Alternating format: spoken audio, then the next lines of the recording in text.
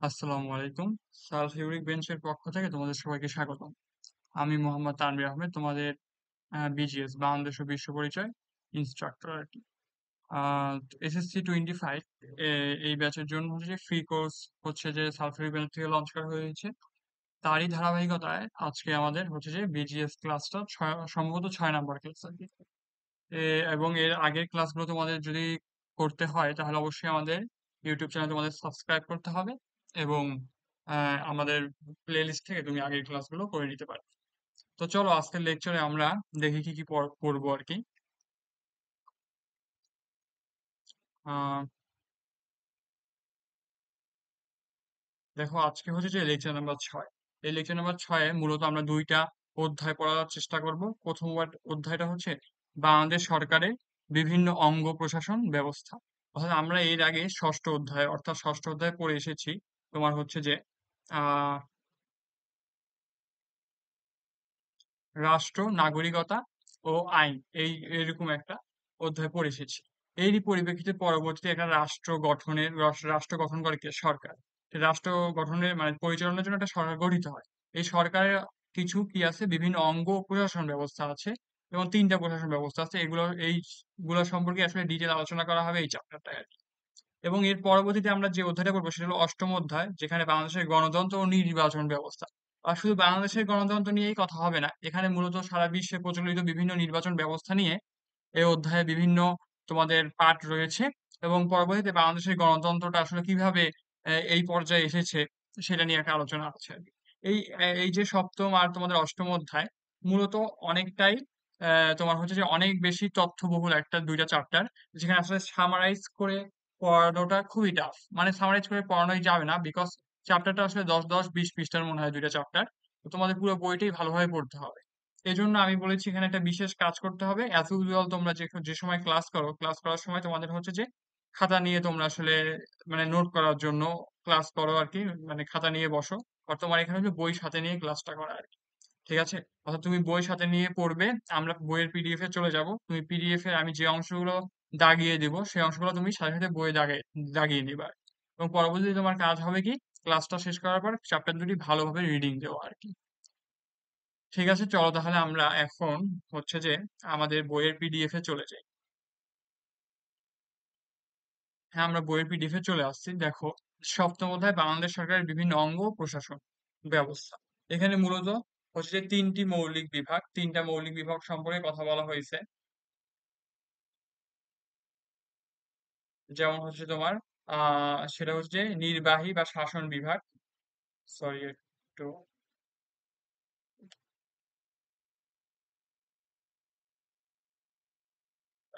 নির্বাহী বা শাসন বিভাগ, তারপর হচ্ছে আইন বিভাগ ও বিচার বিভাগ। এই সামগ্রিকভাবে এই 3টা বিভাগ হচ্ছে যে সরকারের, এবং প্রত্যেক রাজনৈতিক ব্যবস্থার এই 3টি বিভাগ মৌলিক বিদ্যমান মৌলিক বিভাগ বিদ্যমান থাকে আর কি। অর্থাৎ কোনো রাজনৈতিক ব্যবস্থায় এই 3টা বিভাগ তোমার অবশ্যই থাকতে হবে। এবার দেখো, প্রশাসন পরিচালনা দুই ধরনের, একটি হলো কেন্দ্রীয় ও অপরটি হলো স্থানীয়। এই অধ্যায়ে আমরা বাংলাদেশ সরকারের বিভিন্ন অঙ্গ প্রশাসন ব্যবস্থা সম্পর্কে অবহিত হব। চলো তাহলে দেখা যাক কি হয় যে বাংলাদেশের সরকারের অঙ্গসমূহ।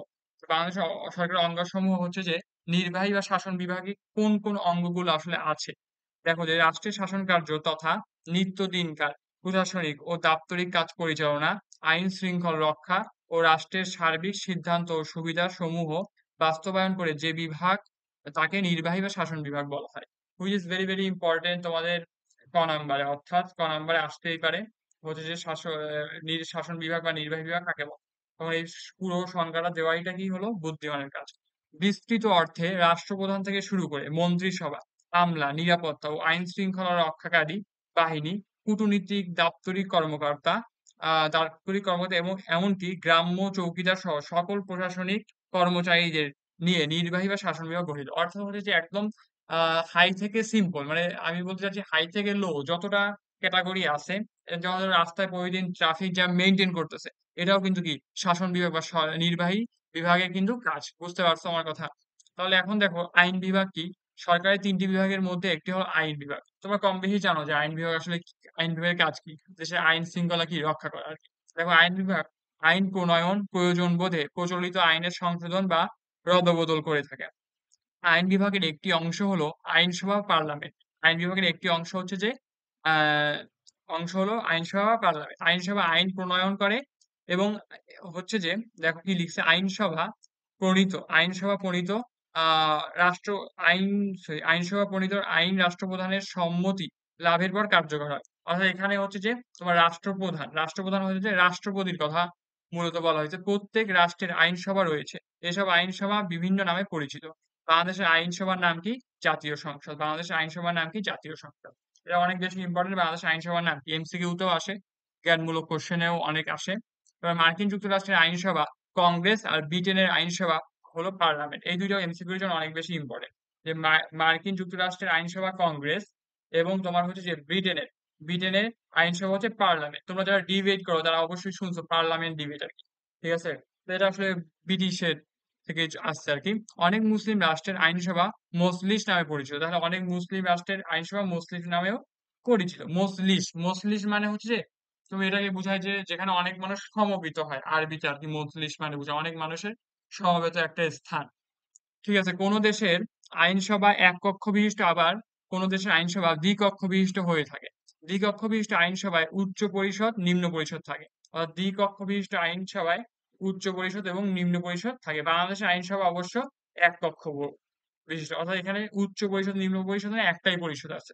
বোঝা গেছে? বাংলাদেশের আইনসভা এক কক্ষ বিশিষ্ট মানে এখানে একটাই পরিষদ আছে। এবং ভারত যুক্তরাষ্ট্রের ব্রিটেনের আইনসভা দ্বিকক্ষ বিশিষ্ট। এই মোটামুটি আইন বিভাগের অনেকগুলো তথ্যই তোমার আসলে মনে রাখতে হবে আর কি।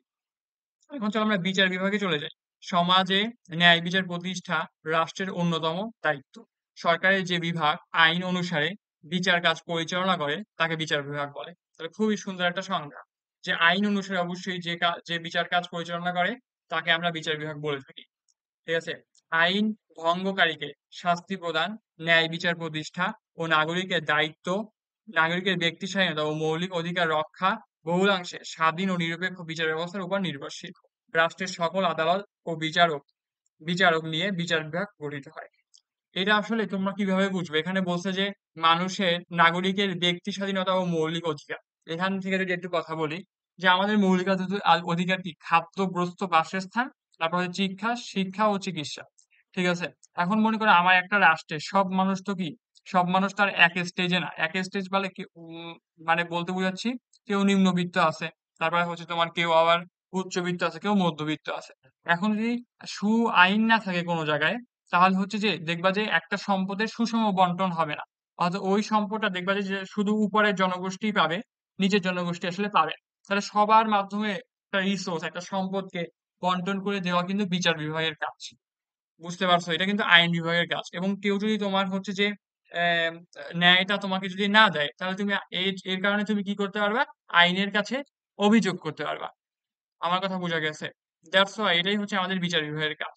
এখন আসো যে নির্বাহী বিভাগের ক্ষমতা, যে আমরা এতক্ষণ পড়ছি নির্বাহী আর শাসন বিভাগ। এখানে আসলে নির্বাহী বিভাগের ক্ষমতা আসলে কার কাছে ন্যস্ত থাকে। দেখো রাষ্ট্রপতির পদমর্যাদা পদমর্যাদায় রাষ্ট্রপতি সবার উপরে। তাহলে পদমর্যাদায় কে সবার উপরে? রাষ্ট্রপতি সবার উপরে। সংবিধান অনুযায়ী তিনি রাষ্ট্রের প্রধান। সবার ঊর্ধ্বে তিনি স্থান লাভ করেন। সংবিধান ও আইন অনুযায়ী তাকে প্রদত্ত সকল দায়িত্ব ক্ষমতা তিনি প্রয়োগ করেন। সংসদ প্রণীত আইন রাষ্ট্রপতি অনুমোদন করেন। সংসদ প্রণীত আইন রাষ্ট্রপতি, অর্থাৎ সংসদে প্রণীত যে আইনটা আছে ওটা রাষ্ট্রপতির অনুমোদন দ্বারা কি প্রণীত হয়। রাষ্ট্রপতি যদি অনুমোদন না করে তাহলে সেই আইন কিন্তু প্রণীত হবে না। এখন তো রাষ্ট্রপতির ক্ষমতা ও কার্যাবলী। সংসদীয় ব্যবস্থায় রাষ্ট্রপতি নিয়মতান্ত্রিক প্রধান।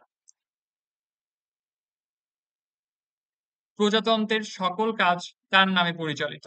তার হাতে কোনো নির্বাহী ক্ষমতা নেই। যেমন দেশের সরকার গঠন, শাসন পরিচালনা, আইন প্রণয়ন এবং অর্থ বিচার প্রতিরক্ষা, এবার কূটনীতি বিষয়ক গুরুত্বপূর্ণ কাজ তিনি সম্পাদন করেন। রাষ্ট্রপতির কার্যাবলী নিম্নে আলোচনা করা হলো। এবং প্রধানমন্ত্রী নিয়োগ ও শাসন সংক্রান্ত ক্ষমতা ও কার্যাবলী। সংসদ নির্বাচনের পর রাষ্ট্রপতি সংখ্যাগরিষ্ঠ মানে কি?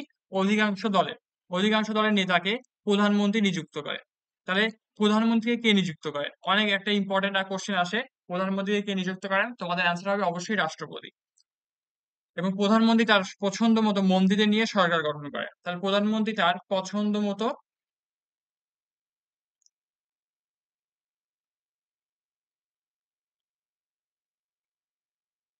হ্যাঁ, প্রধানমন্ত্রী তার পছন্দ মতো মন্ত্রীদের নিয়ে সরকার গঠন করেন। প্রধানমন্ত্রী নিয়োগের ক্ষেত্রে রাষ্ট্রপতি কারো পরামর্শ গ্রহণ করেন না। তাহলে প্রধানমন্ত্রী নিয়োগের ক্ষেত্রে রাষ্ট্রপতি কি করে না, কারো পরামর্শই গ্রহণ করে না। রাষ্ট্রপতি প্রধানমন্ত্রীর পরামর্শক্রমে মন্ত্রী, প্রতিমন্ত্রী, উপমন্ত্রীদের নিয়োগ ও তাদের দপ্তর বন্টন করে।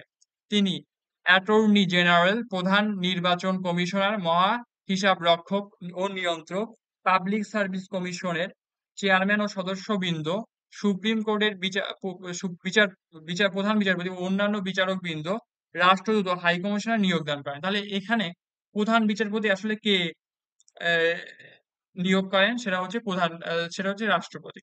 বুঝতে পারছো? তাহলে এইগুলো মোটামুটি এখান থেকে একটু মানে পড়ে নিলেই আমি মনে করি এখানে সব মুখস্থ বেস আর কি। ঠিক আছে, তোমরা একটু ভালোভাবে পড়বা যাতে তোমাদের মনে থাকে আর কি। এখন দেখো সংসদ বিষয়ক ক্ষমতা। রাষ্ট্রপতি সংসদ আহ্বান করেন, আর ওনার আহ্বানে কি সংসদ আসলে গঠিত হয়। নতুন সংসদের প্রথম অধিবেশন ও নতুন বছরের অধিবেশনের সূচনায় রাষ্ট্রপতি সংসদে ভাষণ দান করেন। তোমরা হয়তোবা অনেকেই বিটিভিতে দেখছো, বিটিভি না, এখন প্রত্যেকটা সময় রাষ্ট্রপতির ভাষণ আর কি টেলিকাস্ট করা হয় আর কি। যাই হোক, তারপর হচ্ছে যে রাষ্ট্রপতির ভাষণের উপর সংসদে আলোচনা হয়। সময়ে সময়ে রাষ্ট্রপতি সংসদে বাণী প্রেরণ করেন। তিনি সংসদ মুলতবি রাখতে পারেন। প্রধানমন্ত্রীর লিখিত পরামর্শে তিনি সংসদ ভেঙে দিতে পারেন। এটাও ইম্পর্টেন্ট।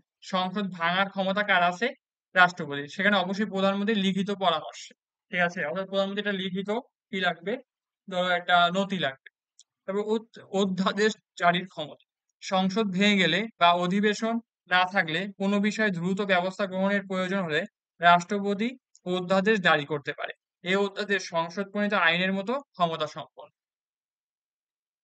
অধ্যাদেশ মানে হচ্ছে যে তোমাদের হচ্ছে যে অধ্যাদেশ মানে বোঝাচ্ছে একটা নিয়ম বা নীতি, যে এখন তো সরকার ভেঙে গেছে, তাহলে এখন দেশটা কারা চালনা চালনা করবে, বুঝছো, এরকম একটা নীতি। এটাকেই আসলে অধ্যাদেশ বলা হয়। প্রধান বিচারপতি নিয়োগ বা বিচার সংক্রান্ত কাজ, এটা তো আমরা আগেই পড়ছি। তারপর দেখো ক্ষমা প্রদর্শনের ক্ষমতা, এটা অনেক বেশি ইম্পর্টেন্ট। ঠিক আছে, রাষ্ট্রপতির ক্ষমতা রয়েছে যে কোনো দণ্ড মওকুফ বা স্থগিত বা হ্রাস করবার। কোনো আদালত, ট্রাইব্যুনাল বা অন্য কোনো কর্তৃপক্ষ প্রদত্ত যে কোনো দণ্ড তিনি মার্জনা করতে পারেন। অনেকেই ফাঁসির হচ্ছে তোমার কি রায় হয়ে গেলে অনেকে রাষ্ট্রপতির কাছে আবেদন করে, চিঠি মানে আবেদন মানে দরখাস্ত করে যাতে তার শাস্তিটা মওকুফ করা হয়। অর্থাৎ এই ক্ষমতা শুধু রাষ্ট্রপতির কাছেই আছে আর কি। ক্ষমা প্রদর্শনের ক্ষমতা আর কি। অর্থ অর্থ সংক্রান্ত ক্ষমতা ও কাজ। সরকারি ব্যয় সংক্রান্ত কোনো বিল সংসদে উত্থাপন করতে হলে তাদের রাষ্ট্রপতির সুপারিশ লাগে। প্রয়োজনে রাষ্ট্রপতি সংযুক্ত তহবিল থেকে ব্যয় নির্বাহের ব্যবস্থা করতে পারে। এখানে আসলে বাজেটের কথাটা অনেক বেশি চলে আসে আর কি। অর্থ সংক্রান্ত ক্ষমতা মানে হচ্ছে বাজেটের কথাটা অনেক ভালোভাবে চলে আসে। এবং দেখো প্রতিরক্ষা, অর্থাৎ প্রতিরক্ষা যে আমাদের ডিফেন্স সাইডটা আছে, ওটা পুরাটাই কি রাষ্ট্র সর্বা অধিনায়ক রাষ্ট্রপতির উপর ন্যস্ত। বোঝা গেছে আমার কথা? আশা করি তোমরা রাষ্ট্রপতি নিয়ে যা মোটামুটি যেগুলো আছে ওগুলো তোমরা বুঝতে পারছো। একটু ভালোভাবে রিডিং পড়তে হবে। রাষ্ট্রপতি যদি বুঝতে পারেন যে যুদ্ধ, বহিঃশত্রুর আক্রমণ ও অভ্যন্তরীণ গোলযোগের কারণে বাংলাদেশ বা এর কোনো অংশের নিরাপত্তা বা অর্থনৈতিক জীবন বিপদের মুখে রয়েছেন, তাহলে তিনি জরুরি ব্যবস্থা ঘোষণা করতে পারেন। জরুরি অবস্থানকালে সংবিধানের কিছু বিধান ও মৌলিক অধিকার সমূহ স্থগিত থাকে। এখন দেখো প্রধানমন্ত্রীর পদমর্যাদা। রাষ্ট্রপতির সংসদে অধিকাংশ সদস্যের আস্থাভাজন সাংসদকেই সংসদে প্রধানমন্ত্রী নিয়োগ করেন। বাংলাদেশের প্রধানমন্ত্রী হলেন সরকার প্রধান। তাহলে বাংলাদেশের প্রধানমন্ত্রী হচ্ছে সরকার প্রধান। তিনি সরকারের প্রধান নির্বাহী কর্মকর্তা, অর্থাৎ তিনি হচ্ছে সকল কাজের মূল। বোঝা গেছে আমার কথা? সংসদীয় ব্যবস্থায় প্রধানমন্ত্রীর পদমর্যাদা অনেক উপরে। প্রধানমন্ত্রী রাষ্ট্রপতি কর্তৃক নিযুক্ত হলেও রাষ্ট্রপতি প্রধানমন্ত্রীর পরামর্শ অনুযায়ী কাজ করেন। তাহলে এখানে দেখো কি লিখছে, প্রধানমন্ত্রী রাষ্ট্রপতি কর্তৃক নিযুক্ত হন, বাট রাষ্ট্রপতি হচ্ছে প্রধানমন্ত্রীর পরামর্শ অনুযায়ী কাজ করে। তাহলে প্রধানমন্ত্রী যদি কোনো কিছু অনুমোদন না থাকে, তাহলে রাষ্ট্রপতিও সেখানে আসলে কি করে না, কাজ করে না। প্রধানমন্ত্রী মন্ত্রিসভার মূল স্তম্ভ। প্রধানমন্ত্রী তাহলে কি মন্ত্রিসভার মূল স্তম্ভ। তিনি অত্যন্ত সম্মানজনক পদমর্যাদার অধিকারী। সংবিধান অনুযায়ী প্রধানমন্ত্রী তার শাসন পরিচালনার জন্য সংসদের কাছে দায়ী থাকে। অবশ্যই প্রধানমন্ত্রী দায়বদ্ধ থাকবে, তিনি এই কাজটা কেন করছেন এটা অবশ্যই তিনি সংসদের কাছে দায়বদ্ধতা দিতে হবে তাকে। বুঝতে পারছো আমার কথা? তাহলে আশা করি এগুলো তোমরা মোটামুটি এখন দেখো আমরা হচ্ছে যে প্রধানমন্ত্রীর ক্ষমতা ও কার্যাবলী, এতক্ষণ তো আমরা রাষ্ট্রপতিটা পড়ছি, এখন আমরা প্রধানমন্ত্রীটা একটু দেখি। যে প্রধানমন্ত্রীর ক্ষমতা, শাসন বিষয়ক ও নির্বাহী ক্ষমতা। প্রধানমন্ত্রী পুরো শাসন ব্যবস্থার নেতৃত্ব প্রদান করেন। আর পুরো শাসন ব্যবস্থার নেতৃত্ব কে প্রদান করেন? সেটা হচ্ছে প্রধানমন্ত্রী। এটা অনেক ইম্পর্টেন্ট, এটা তোমাদের এমসিকিউ তে চলে আসে। সকল গুরুত্বপূর্ণ সিদ্ধান্ত প্রধানমন্ত্রী গ্রহণ করেন। সকল নির্বাহী ক্ষমতা রাষ্ট্রপতির নামে প্রধানমন্ত্রী কর্তৃক পরিচালিত ও নিয়ন্ত্রিত হয়। অর্থাৎ তোমার নাম হচ্ছে রাষ্ট্রপতি, মানে রাষ্ট্রপতি সেকশন করবে, বাট প্রধানমন্ত্রী কর্তৃত্ব পরিচালিত ও নিয়ন্ত্রিত হয়। প্রধানমন্ত্রী চাইলে যে কোনো জায়গায় সংশোধন প্রণয়ন করতে পারে। কথা বোঝা গেছে আমার? প্রধানমন্ত্রী মন্ত্রীদের নিয়োগ ও তাদের দপ্তর বন্টন করেন। বিচার, অর্থ, পররাষ্ট্র এবং শাসন বিষয়ক সকল কাজ প্রধানমন্ত্রীর পরামর্শ ও মতামত অনুযায়ী পরিচালিত হয়। অর্থাৎ কেউ একটা কোনো কিছু প্রস্তাবনা করছে, বা ধরো এই অর্থ বাজেট, এটা কি প্রধানমন্ত্রী বসে বসে করবে? না, এটা হচ্ছে যে অর্থ মন্ত্রণালয় মিলে এই বাজেটটা প্রণয়ন করবে, বিশেষজ্ঞরা মিলে। এটা হচ্ছে যে প্রধানমন্ত্রীর কাছে রিপ্রেজেন্ট করা হবে, ঠিক আছে? প্রধানমন্ত্রীর যে কোনো পরামর্শ এখানে হচ্ছে যে তোমার পরিবর্তন আনবে, এবং অবশ্যই প্রধানমন্ত্রীর মতামত ছাড়া এটা কোনো সময় সেকশন হবে না, ঠিক আছে? এখন দেখো, এই যে দেখো প্রধানমন্ত্রীর উচ্চ পদস্থ সরকারি কর্মকর্তাদের নিয়োগ করে। আমরা তো দেখছি যারা বিসিএস ক্যাডার একদম টপ হয় তাদের হচ্ছে যে প্রধানমন্ত্রী নিজেই মেডেল বা যে ওই ওয়েলকাম যেটা করে প্রধানমন্ত্রী নিজেই করে আর কি। তো আইন সংক্রান্ত ক্ষমতা, এখন দেখো এই 2 নম্বর পয়েন্টে আইন সংক্রান্ত ক্ষমতা, এখানে কি লিখছে যে আম, আইন প্রণয়নে প্রধানমন্ত্রীর ভূমিকা গুরুত্বপূর্ণ। তিনি জাতীয় সংসদের সরকারি বিলের পৃষ্ঠপোষকতা করেন। প্রধানমন্ত্রীকে কেন্দ্র করে সংসদের আইন প্রণয়ন বিষয়ক কার্যাবলী পরিচালিত হয়। এখন দেখো সংসদ পরিচালনায় প্রধানমন্ত্রীর ক্ষমতা। প্রধানমন্ত্রী হলো সংসদের নেতা, ঠিক আছে? তাহলে উনার উনার দ্বারাই তো পুরো সংসদটা পরিচালিত হবে। এটা তোমরা বুঝতেই পারতেছো আর কি। ঠিক আছে, যদি রাষ্ট্রপতি প্রধানমন্ত্রীর পরামর্শক্রমে সংসদ আহ্বান স্থগিত বা ভেঙে দেন। অর্থাৎ প্রধানমন্ত্রীর পরামর্শক্রমে রাষ্ট্রপতি কি করতে পারে?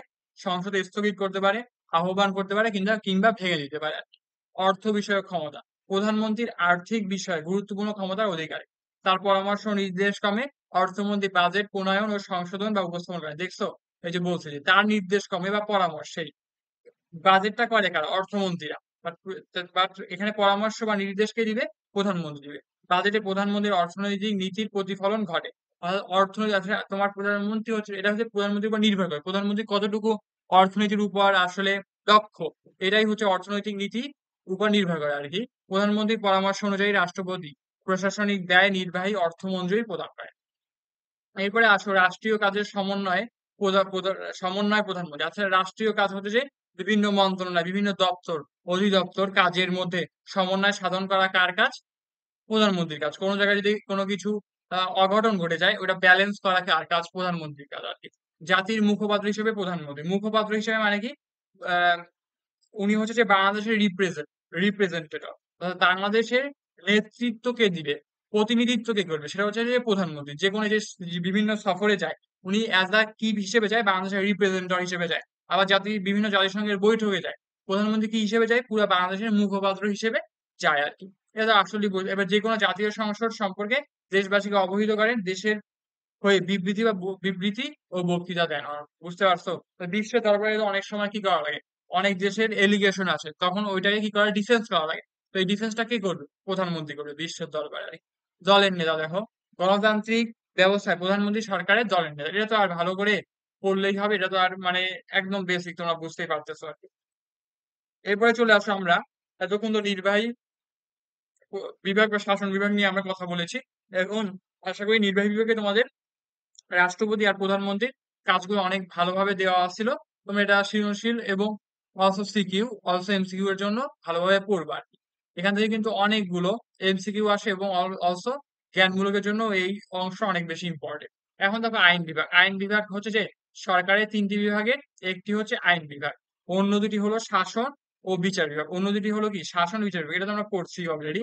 আইন বিভাগের প্রধান কাজ হলো দেশের জন্য নতুন আইন প্রণয়ন ও পুরনো আইন পরিবর্ধন ও সংশোধন। তিনটা কথা আছে, আইন পরিবর্তন করতে পারে, পরিবর্ধন করতে পারে, অর্থাৎ কোনো আইনের মধ্যে কিছু মানে সংশোধন করা আর কি। আর আইনে যদি ভুল থাকে তাহলে সেটা হচ্ছে যে সংশোধন করবে আর কি। ভুল আইন সংশোধন করা, আইন পরিবর্তন করা এবং আইনে ইডিট করা। পরিবর্ধন কথাটা অনেকটা ইডিট বলা যায় আর কি। ঠিক আছে। এবার নতুন আইন প্রণয়ন এবং চাইলে যে নতুন একটা কেস চলে আসছে এরকম আইন কি সংবিধানে ছিল না, তাহলে এই সিচুয়েশনে কি করা যায়, তখন আমার হচ্ছে নতুন আইন প্রণয়নের একটা ব্যবস্থা, যেটা হলো আইন বিভাগ গ্রহণ করবে। এবার আইন বিভাগের একটি অংশ হলো আইনসভা। আইনসভা নির্বাচিত এবং কোনো কোনো ক্ষেত্রে মনোনীত সংসদের নিয়ে গঠিত হয়। এটি আইন প্রণয়ন করে। আইনসভা কর্তৃক প্রণীত আইন আইন রাষ্ট্রপ্রধানের সম্মতি লাভের পর কার্যকর হয়। অর্থাৎ আইনটা প্রণয়নের পর অবশ্যই রাষ্ট্রপতির সম্মতি লাগবে, তা এরপরেই কিন্তু কি সেটা কার্যকর হবে। রাষ্ট্রপতি যদি সম্মতি না দেয় তাহলে কিন্তু কার্যকর হবে না। এখন দেখো জাতীয় সংসদের ক্ষমতা ও কার্যাবলী। বাংলাদেশের আইনসভার নাম কি? জাতীয় সংসদ। এটা তোমরা আগেও পড়ছো, আরো একবার চলে আসছে, অর্থাৎ এটা অনেক বেশি ইম্পর্টেন্ট। যেগুলো ডাবল চলে আসে তাদের সেই অংশগুলো কিন্তু অনেক বেশি ইম্পর্টেন্ট।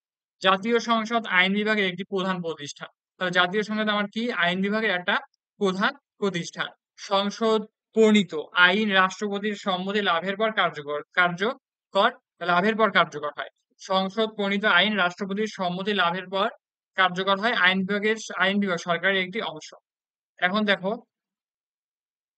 সংবিধানের পঞ্চদশ মানে 50তম সংশোধনী অনুসারে জাতীয় সংসদে মোট সদস্য কয়জন? 350 জন। এর মধ্যে 300 জন হচ্ছে কি জনগণের প্রত্যক্ষ ভোটের মাধ্যমে নির্বাচিত হয়, এবং 50 জন কি 50 জন হচ্ছে যে 50টি নারী আসন সংরক্ষিত থাকে। আর 300টার মধ্যে তোমার তো এগুলো এগুলো হচ্ছে ভোটের মাধ্যমে গ্রহণ করা হবে, এবং আরো এছাড়াও 50টি সংরক্ষিত নারী আসন থাকে আর কি। সংরক্ষিত আসন ছাড়াও নারীরা সাধারণ আসনে প্রতিদ্বন্দ্বিতা করতে পারবে। সংসদ সদস্যদের ভোটে একজন স্পিকার এবং একজন ডেপুটি স্পিকার নির্বাচিত হয়। সংসদের মেয়াদ কত? 5 বছর। এগুলো অনেক বেশি ইম্পর্টেন্ট। এবং একজন স্পিকার আর একজন কি ডেপুটি স্পিকার, অর্থাৎ স্পিকার যদি কি থাকে তোমার হচ্ছে যে কি বলে এটাকে অনুপস্থিত থাকে, ডেপুটি স্পিকার হচ্ছে কাজ চালিয়ে নিবে আর কি। আর আমার সংসদে মোট কয়জন সদস্য থাকে? 350টি। এর মধ্যে 300টা হচ্ছে যে ভোটের মাধ্যমে হয়, 50টি সংরক্ষিত নারী, এবং এই 300টার মধ্যে যে চাইলে নারীরাও কি করতে পারবে? আহ প্রতিদ্বন্দ্বিতা করতে পারবে। ঠিক আছে। এরপর দেখো, বাংলাদেশের সংবিধানে দ্বাদশ সংশোধনী সংশোধনী এনে সংসদীয় সরকার প্রতিষ্ঠা করা হয়। ঠিক আছে, 1991 সালে। তাহলে দ্বাদশ সংশোধনী কত সালে হয়? 1991 সালে। এর ফলে বাংলাদেশের আইন প্রণয়ন, শাসন বিভাগের উপর নিয়ন্ত্রণ, অর্থ সংক্রান্ত তদারকি, নির্বাচন ইত্যাদি ক্ষেত্রে সংসদের ক্ষমতা ও কার্যাবলী অনেক বৃদ্ধি পেয়েছে। সংসদের বিভিন্ন রকম ক্ষমতা ও কার্যাবলী সম্পর্কে নিম্নে আলোচনা করা হলো। এবার দেখো, এখন আইন প্রণয়ন ক্ষমতা সংবিধানের 65 অনুচ্ছেদে বলা হয়েছে বাংলাদেশের জাতীয় সংসদ নামে একটি আইনসভা থাকবে এবং এর উপর প্রজাতন্ত্রের আইন প্রণয়ন ক্ষমতা ন্যস্ত করা হবে। সংবিধান অনুযায়ী সংসদ যে কোনো নতুন আইন প্রণয়ন ও প্রচলিত আইন পরিবর্তন ও সংশোধন করতে পারে। এরপরে দেখো কি শেষের অংশ দেখো, সংসদ প্রণীত আইনে রাষ্ট্রপতি 15 দিনের মধ্যে সম্মতি প্রদান করবেন। অর্থাৎ 15 দিনের মধ্যে যদি সম্মতি প্রদান না করা হয় তাহলে বাতিল হবে। বুঝতে পারছো? তারপর হচ্ছে যে আইন গঠন বিষয়ক ক্ষমতা, অর্থাৎ আইন যে গঠন, সরকার গঠনে সংসদ হচ্ছে যে গুরুত্বপূর্ণ ভূমিকা পালন করে। সংসদের আস্থাভাজন ব্যক্তি প্রধানমন্ত্রী নিযুক্ত করেন। আস্থাভাজন ব্যক্তি প্রধানমন্ত্রী নিযুক্ত হন এবং তিনি মন্ত্রিসভা গঠন করেন। প্রধানমন্ত্রী সংসদের আস্থা হারলে সরকারের পতন হয়। বুঝতে অর্থাৎ প্রধানমন্ত্রী যদি সংসদের আস্থা হয়, প্রধানমন্ত্রীর কোনো কাজ দ্বারা যদি সংসদ অসন্তুষ্ট হয় তাহলে আমার কি হয়? সরকারের পতন হয়, সেই সরকার আর টিকে থাকে না। এরপরে দেখো, অর্থ সংক্রান্ত ক্ষমতা। রাষ্ট্রের অর্থ কিভাবে ব্যয় হবে তার উপর সংসদ দৃষ্টি নিবদ্ধ রাখে। সংসদের অনুমোদন ও কর্তৃত্ব ব্যতীত কোনো প্রকার ব্যয় করা যাবে না। অর্থাৎ তুমি কোন বিষয়ে কিভাবে ব্যয় করতেছো এটা অবশ্যই তোমাকে সংসদে কি করতে হবে? অবশ্যই তোমাকে সংসদের কাছে দায়বদ্ধ থাকতে হবে। আবার কোনো কর আরোপ বা কর সংগ্রহ করতেও সংসদের অনুমতি নিতে হবে। সংযুক্ত তহবিলের ব্যয়সমূহের উপরও সংসদে আলোচনা হয়। মোট কথা রাষ্ট্রীয় ও সরকারি সকল ব্যয় সংসদের সম্মতির ভিত্তিতে করতে হয়। এবারে দেখো বিচার বিষয়ক ক্ষমতা, যে সংসদ সংবিধান অনুযায়ী রাষ্ট্রপতিকে অভিশংসন করতে পারে। সংবিধান লঙ্ঘন, গুরুতর অপরাধ, দৈহিক ও মানসিক অসুস্থতা, অক্ষমতার জন্য সংসদ রাষ্ট্রপতিকে অপসারণ করতে পারে। যেমন তাহলে তাহলে তোমার হচ্ছে রাষ্ট্রপতিকে কি করতে পারে, ওই রাষ্ট্রপতিকে অপসারণ কে করবে, সেটা হচ্ছে সংসদ করবে। কি কারণে করবে, যেমন রাষ্ট্রপতি যদি সংবিধান লঙ্ঘন করে, গুরুতর অপরাধ করে, দৈহিক বা মানসিক হঠাৎ করে মেন্টালি কি হয়ে যায়, সিক হয়ে যায়, ও অক্ষমতার জন্য, ধরো প্যারালাইজড হয়ে গেছে, ওর অক্ষমতা, ও তো এখন আর কিছু চালাইতে পারবে না, তাহলে ওই রাষ্ট্রপতিকে অপসারণ করবে কে, বা মৃত্যুবরণ করলেও তো আর কি মানে রাষ্ট্রপতি পদে তো আর থাকবে না, এটা তো জানা কথাই। তাহলে প্রয়োজনে স্পিকার, ডেপুটি স্পিকার ও ন্যায়পালককে অপসারণ করার ক্ষমতাও সংসদে রয়েছে। এই জাতীয় বিভিন্ন গুরুত্বপূর্ণ বিচার সংক্রান্ত কাজ সংসদ পরিচালনা করে। তাহলে বিচার বিষয়ক ক্ষমতায় সংসদের হচ্ছে যে রাষ্ট্রপতি এবং ডেপুটি স্পিকার এবং স্পিকার দুজনকে কি করার, অপসারণ করার ক্ষমতা রয়েছে। বাট এখানে কিন্তু প্রধানমন্ত্রী অপসারণের কথা বলে নাই। ঠিক আছে, এবার দেখো নির্বাচন সংক্রান্ত কাজ, জাতীয় সংসদ নির্বাচন, রাষ্ট্রপতি, প্রধানমন্ত্রী, স্পিকার, ডেপুটি স্পিকার, ন্যায়পাল ইত্যাদি পদে নির্বাচনী ক্ষমতা জাতীয় সংসদের উপর ন্যস্ত। সংসদে বিভিন্ন কমিটি নির্বাচন আহ, করা করার ক্ষমতাও সংসদে রয়েছে। এরপরে তোমরা সংবিধান সংশোধন ও সংরক্ষণ এবং অন্যান্য ক্ষমতা, এগুলো একটু পড়ে নিও, একদম বেসিক কথাবার্তা, রিডিং করলে আসলে বোঝা যাচ্ছে, বুঝতে পারছো। আর যে অংশগুলা বুঝতে পারতেছো না, ওগুলো তো আমি বলেই দিচ্ছি আর কি। এরপরে দেখো জাতীয় সংসদ কর্তৃক শাসন বিভাগ নিয়ন্ত্রিত পদ্ধতি, এই অংশটা তোমরা একটু রিডিং করে নিও, ঠিক আছে, তাহলে হয়ে যাবে। তারপরে দেখো বাংলাদেশের বিচার বিভাগের ক্ষমতা ও কার্যাবলী, এখানে কিছু পয়েন্ট আকারে দিচ্ছে, যেমন ন্যায় বিচার করা। তাহলে অবশ্যই বিচার বিভাগের কাজ কি, সুষ্ঠু বিচার করা বা ন্যায় বিচার করা, ঠিক আছে। এক্ষেত্রে অবশ্যই আমার আইনে যে নিয়ম আছে সেগুলো মেনে চলা অবশ্যই আমার কাজ, এবং অনুসন্ধানের মাধ্যমে বিচার বিভাগের অপরাধীকে শাস্তি প্রদান করা। বিচার বিভাগের মূল কাজ কি, সত্য ঘটনা অনুসন্ধানের মাধ্যমে সত্য ঘটনা অনুসন্ধানের মাধ্যমে বিচার বিভাগ অপরাধীকে শাস্তি প্রদান করে। এবার দেখো আইন তৈরি করা, সাধারণত আইনের ব্যাখ্যা প্রদান ও প্রয়োগের দায়িত্ব বিচার বিভাগের উপর ন্যস্ত থাকে। ঠিক আছে, এটা একটু, এই যে আইন, সাধারণত আইনের ব্যাখ্যা বা প্রদান প্রয়োগের দায়িত্ব বিচার বিভাগের উপর ন্যস্ত থাকে। এছাড়া বিচারকগণ নতুন আইন সংযোজন করে থাকেন। কিছু কিছু ক্ষেত্রে বিচার করতে গিয়ে উপযুক্ত আইন খুঁজে পাওয়া না গেলে বিচারকগণ ঐক্যমতের ভিত্তিতে বিচারের রায় প্রদান করেন এবং তা আইন হিসেবে বিবেচিত হয়। আর এটা তোমরা এর আগে চ্যাপ্টারে পড়ছোই, ওই যে নাগরিকতা, এই চ্যাপ্টারে বলাই হয়েছে যে যদি আমার এমন কোনো কেস চলে আসছে যেখানে হচ্ছে যে কোনো সংবিধানের কিছু অথবা ওইভাবে অ্যাকুরেটলি মেনটেন করা যায় না, তখন কি করে বিচারপতি, কি করে নিজের হচ্ছে যে তোমার বেসিক সেন্স কাটিয়ে, মানে খাটিয়ে আর কি একটা বিচার বা রায় দেয়। ওই রায়টা পরবর্তীতে আইন হিসেবে কি হয়, বিবেচিত হয়। ঠিক আছে, মৌলিক অধিকার সংরক্ষণে, এটা তো আমরা আগেই বলছি যে আমাদের 5টা যে মৌলিক অধিকার আছে ওইটা হচ্ছে যে সকলের কাছে বন্টন করে দেওয়া কি বিচার বিভাগের কাজ। আইনের ব্যাখ্যা ও প্রদান ও প্রয়োগ, অর্থাৎ এই আইনটা কি জন্য প্রণয়ন করা হয়েছে, ঠিক আছে, এই আইনের উপর লজিক কি, এই লজিকটা কে দিবে, বিচার বিভাগ এই লজিকটা আমাকে দিবে। এবার যখন সংবিধান রক্ষা করা, সংবিধানের অভিভাবক হিসেবে বিচার বিভাগ কাজ করে। বিচার বিভাগ সংবিধানের চূড়ান্ত ব্যাখ্যা দেয়। আমেরিকায় যুক্তরাষ্ট্রের শাসন ব্যবস্থায় বিচার বিভাগীয় পর্যালোচনায় গুরুত্ব অপরিসীম, যেখানে সুপ্রিম কোর্ট প্রভূত ক্ষমতার অধিকারী। এবার দেখো বিরোধের নিষ্পত্তি, অর্থাৎ রাষ্ট্রের বিভিন্ন সংস্থা, প্রতিষ্ঠান ও ব্যক্তিবর্গের মধ্যে বিভিন্ন সময় বিরোধ দেখা যায়, বিচার বিভাগ এ ধরনের বিরোধের মীমাংসা করে থাকে। এগুলো একটু দেখবা। এবং শাসন বিভাগকে পরামর্শ প্রদান, শাসন বিভাগের অনুরোধে বিচার বিভাগ প্রয়োজনীয় পরামর্শ প্রদান করে থাকে। বিবিধ কার্যাবলী, বিচার বিভাগ বিদেশি নাগরিকদের নাগরিকত্ব দান, অভিভাবক তত্ত্ব নিরূপণ এবং নাবালকদের সম্পত্তির তত্ত্বাবধান সহ বিবিধ কার্যাবলী সম্পাদন করে থাকে। এই তো মোটামুটি বিচার বিভাগের কাজ, এই 8টা কাজ তোমরা একটু পয়েন্ট আকারে ভালোভাবে পড়বে আর কি। এবার দেখো অধিকার সুরক্ষা ও আইনের শাসন সংরক্ষণে বিচার বিভাগের ভূমিকা। এখানে হচ্ছে তোমার 4টা 5টা কি আছে, পদ্ধতি আছে। এই পদ্ধতিগুলা কি, ম্যান্ডে ম্যান্ডেমাস রিট, সার্টিওয়ারি রিট, এবার হচ্ছে prohibition writ, habeas corpus writ এবং কোয়ারেন্টো রিট ইত্যাদি। এ সকল রিট, আবেদন ও হুকুমানাগুলো জারি করার ক্ষমতা বিচার বিভাগের রয়েছে। এগুলোর মাধ্যমে অধিকার বঞ্চিত যে কোনো ব্যক্তির আবেদন ক্রমে বিচার বিভাগ সংশ্লিষ্ট ব্যক্তি বা কর্তৃপক্ষকে বিচারের জন্য আদালতে হাজির হবার নির্দেশ দিতে পারে। তাহলে এইটা একটু ভালোভাবে পড়ে নিও আর কি, ঠিক আছে? এটা মোটামুটি তোমরা পড়লেই বুঝতে পারবা। এটা সিকিউ এর জন্য অত বেশি গুরুত্বপূর্ণ না, বাট যখন একদম ফার্স্ট টাইম রিড করবা তখন একটু পড়ে নিলেই হবে। এবার দেখো, বিচারপতি নিয়োগ ব্যবস্থা। আমরা তো আগেই পড়ছি যে বিচারপতি কে নিয়োগ করে, রাষ্ট্রপতি নিয়োগ করে, ঠিক আছে? যেমন এখানে বলছে বিচারপতি নিয়োগ পদ্ধতি বাংলাদেশের বিচার বিভাগের স্বাধীনতা রক্ষার প্রথম পদক্ষেপ, ঠিক আছে? বিভিন্ন দেশের উচ্চ বিচারালয়ে বিচারক নিয়োগের ক্ষেত্রে বিভিন্ন পদ্ধতি অবলম্বন করা হয়, যথা জনসাধারণ কর্তৃক নির্বাচিত, আইনসভা কর্তৃক নির্বাচন, শাসন বিভাগের প্রধান কর্তৃক নিয়োগ পদ্ধতি। বাংলাদেশ সংবিধানে বিচারকদের নিয়োগ সংক্রান্ত যোগ্যতার শর্তাবলী উল্লেখ করা হয়েছে। রাষ্ট্রপতি কতিপয় শর্ত পূরণ সাপেক্ষে প্রধান বিচারপতির পরামর্শক্রমে বিচারকদের নিয়োগ প্রদান করা হয়। অর্থাৎ অবশ্যই এখানে রাষ্ট্রপতির কতিপয় শর্ত পূরণ করে বিচারপতির পরামর্শ করা হয়, অর্থাৎ প্রধান বিচারপতি এখানে পরামর্শ দিবে।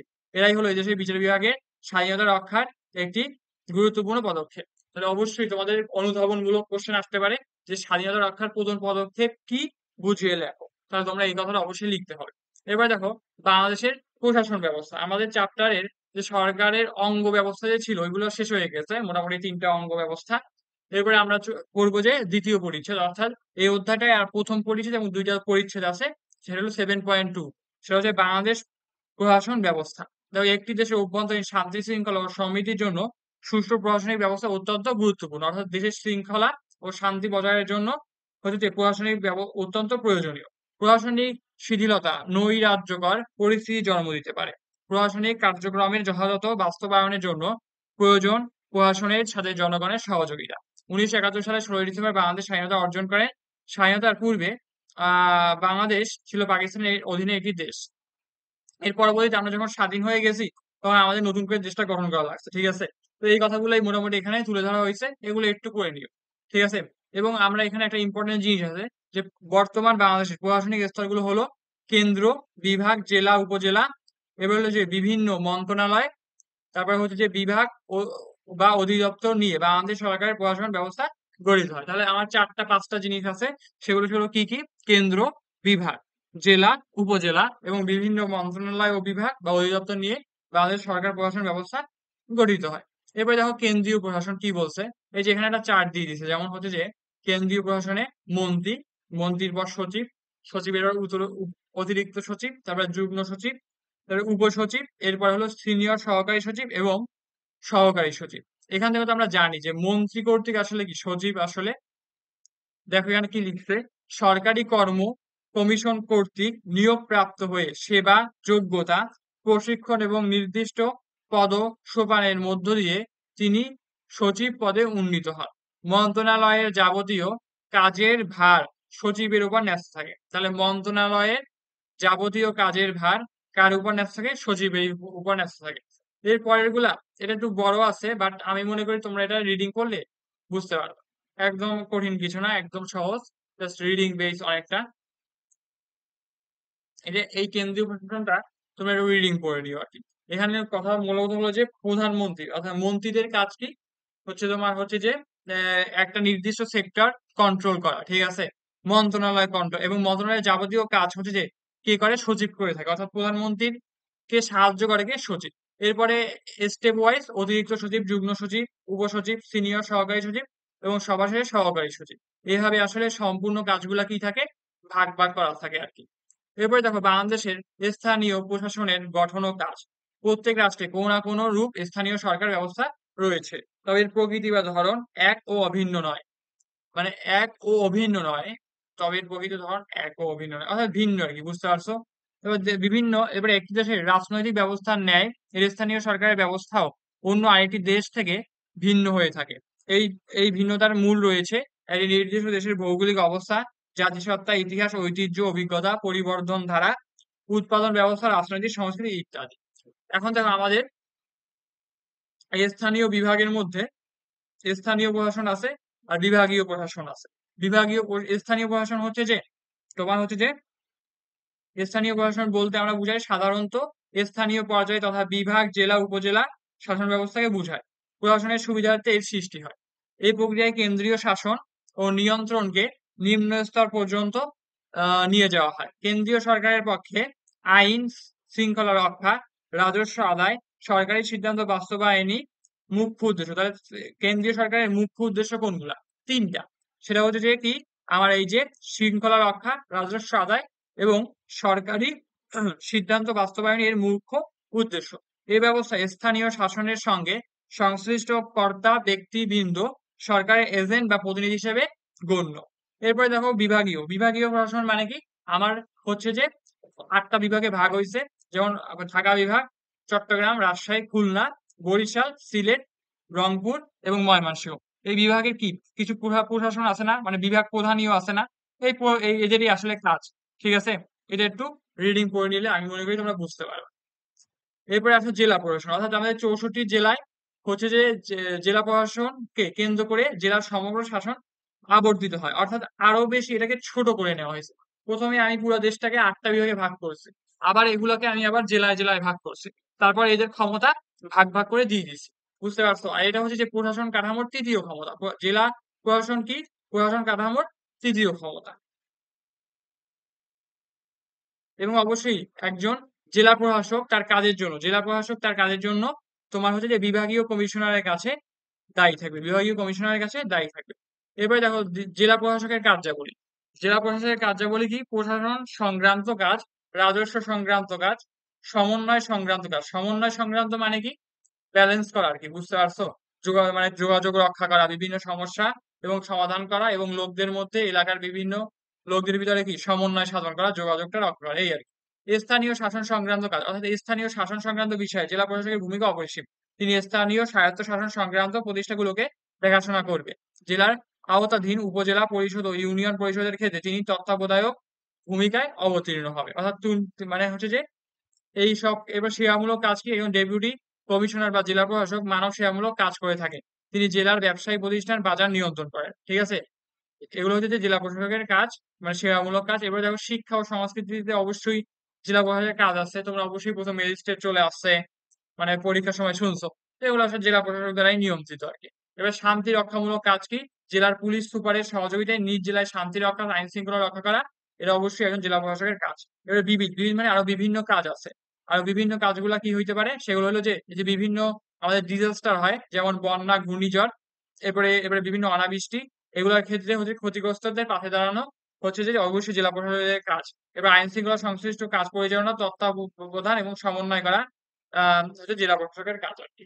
ঠিক আছে, এবার এক কথায় যদি বলি, জেলা প্রশাসকের কাজে জেলা প্রশাসককে জেলার পরিচালক, তত্ত্বাবধায়ক ও নিয়ন্ত্রক বলা চলে।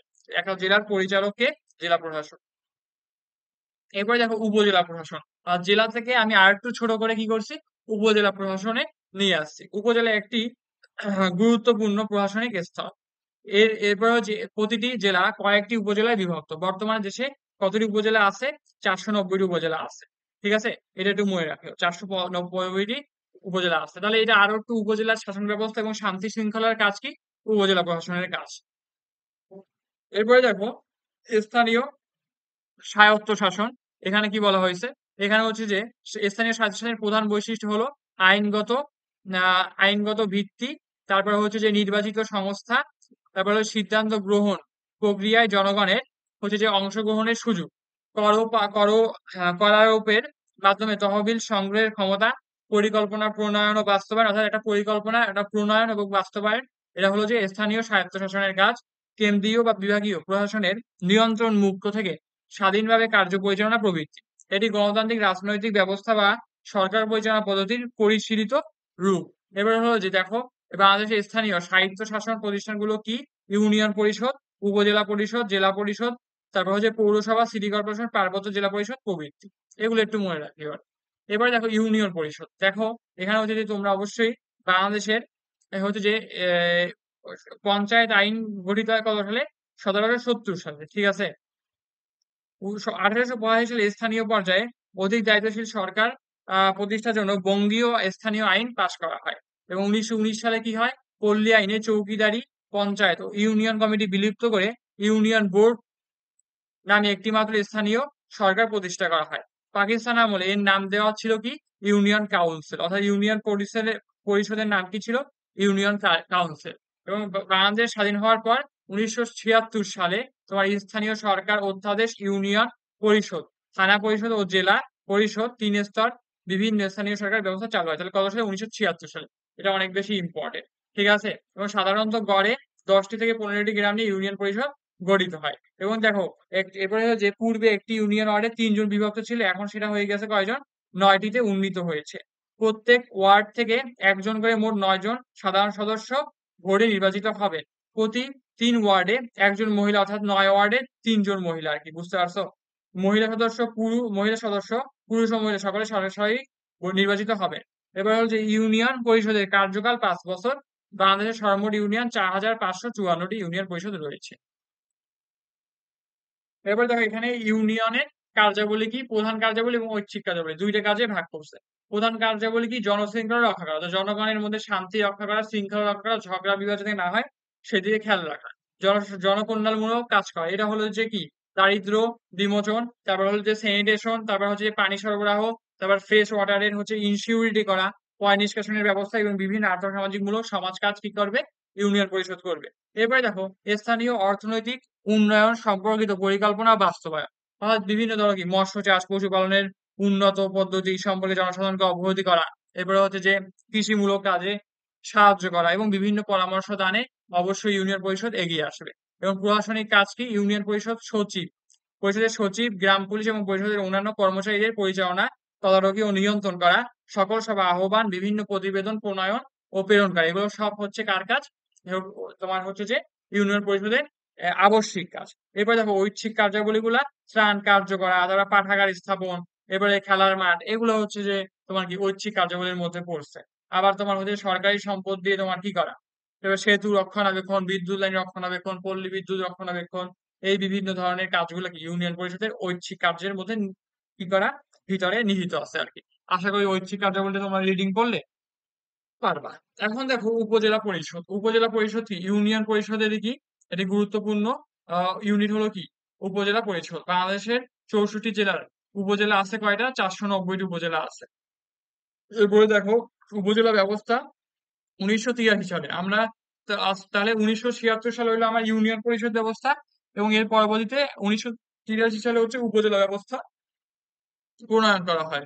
এবার দেখো আইনের বিধান অনুযায়ী উপজেলা চেয়ারম্যান 2 জন, ভাইস চেয়ারম্যান উপজেলা এলাকাভুক্ত, ইউনিয়ন পরিষদের চেয়ারম্যান, এরপরে উপজেলার এলাকাভুক্ত, পৌরসভার মেয়র এবং সংরক্ষিত আসনে নির্বাচিত নারী সদস্যগণ, এই 5টা পদ দিয়ে আসলে কি হয়? এরা উপজেলা পরিষদ গঠিত হয়। ঠিক আছে? এরপরে দেখো জেলা পরিষদের গঠন ও প্রণালী। বাংলাদেশ সরকার 6 জুলাই 2000 সালে জেলা পরিষদ আইন প্রবর্তন করে। এবার হলো যে আইনের বিধান অনুযায়ী খাগড়াছড়ি পার্বত্য জেলা, রাঙ্গামাটি পার্বত্য জেলা, বান্দরবান জেলাসমূহ ব্যতীত অন্য জেলায় জেলা পরিষদ গঠনের ব্যবস্থা নেওয়া হয়েছে। একজন চেয়ারম্যান, 15 জন সদস্য, সংরক্ষিত আসনের 5 জন নারী সদস্য নিয়ে জেলা পরিষদ গঠিত। একটি জেলা পরিষদের মেয়াদ কার্যকাল 5 বছর। তাহলে প্রত্যেকটা লাইনে কিন্তু আমার ইম্পর্টেন্ট লাইন, এখান থেকে প্রত্যেকটা লাইন থেকে কিন্তু এমসিকিউ আসতে পারে, জ্ঞানমূলক আসতে পারে। এবারে দেখো জেলা পরিষদের কাজ আবশ্যিক এবং ঐচ্ছিক দুই কাজে বিভক্ত। আবশ্যিক কার্যাবলীকে তোমরা একটু পড়ে নিও, এটা মুখস্থ করতে হবে, মানে মোটামুটি ভাবে যাতে লিখতে পারো আর কি। তারপর আর ঐচ্ছিক কার্যাবলীও হচ্ছে যে ওই সেম, শিক্ষা প্রতিষ্ঠান করা, সংস্কৃতি কাজ, অর্থনৈতিক উন্নয়ন, জনস্বাস্থ্য শিওর করা, এবার চাষাবাদে সাহায্য করা, এইসব কাজ আর কি। এবার দেখো পৌরসভা। বাংলাদেশের এলাকার স্থানীয় শাসন সংস্থাটির নাম কি? পৌরসভা। ঠিক আছে? বাংলাদেশের মোট পৌরসভা কতটি? 316টি পৌরসভা রয়েছে। এরপরে দেখো প্রাপ্তবয়স্কদের প্রত্যক্ষ ভোটে নির্বাচিত একজন চেয়ারম্যান এবং ওয়ার্ড ভিত্তিক নির্বাচিত সদস্য নিয়ে পৌরসভা গঠিত হয়।